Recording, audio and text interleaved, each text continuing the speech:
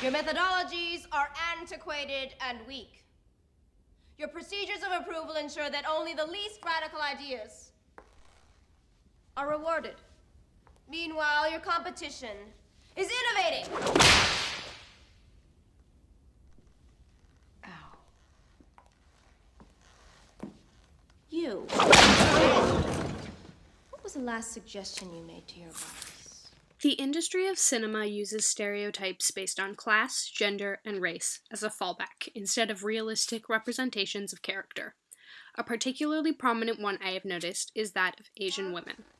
Simple and logical.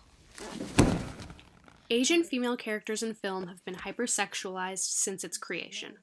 So frequently cast as either objects of the white male fetish or the shy, sexually naive trope, representations of Asian women's sexuality is portrayed in one of two ways. Engineers, too.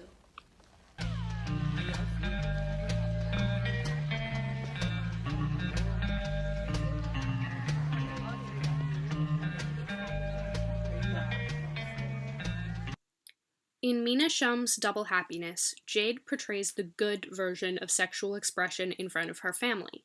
She dresses conservatively, she does not show sexual desire, and is embarrassed by any suggestion of romance or sex. I think you just got that part. Yes!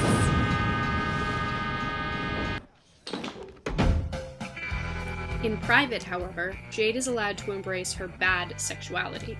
She hides this part of her life, which is frowned upon culturally, as well as by other members of society. By being a sexual Asian woman, she is disrespecting herself.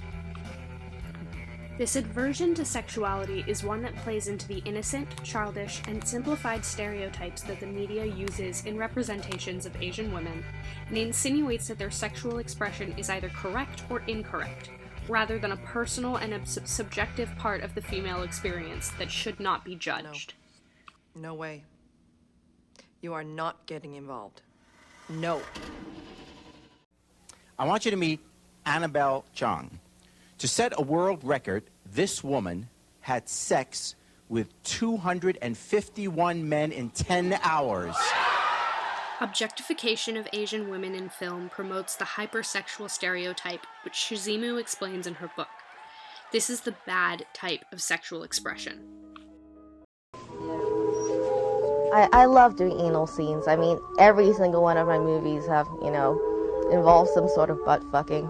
And I just love. Annabelle Chong embodies everything that characterizes the media's over-sexualized impression of Asian women.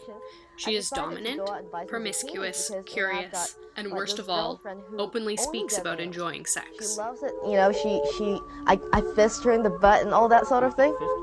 I believe that part of what I'm trying to do is to project, the power of female sexuality, that we're not wilting violets, we're not victims, for Christ's sake.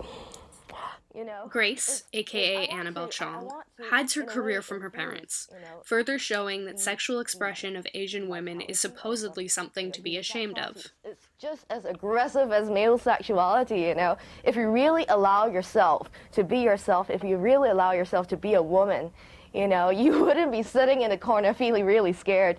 You'd be out there doing what you really want to do. The black and white standards of Asian women's sexuality on screen speaks to the lack of accurate, compelling characters of that race and gender in cinema. Oh please, oh please, oh please, oh please. By reducing something so complicated into categories of good and bad, it restricts real Asian women's ability to identify with so many films.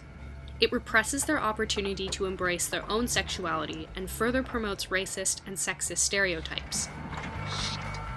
Fuck. These two very different characters, Jade and Annabelle, grapple with their sexual expression and promote the fluid, experimental, multifaceted organism that is female sexuality of all backgrounds. Cinema has the power to promote social change, and by tackling the asexual good and hypersexual bad stereotypes of Asian women in films, it could potentially help combat them in real life. I would therefore like to rephrase the proposition as follows.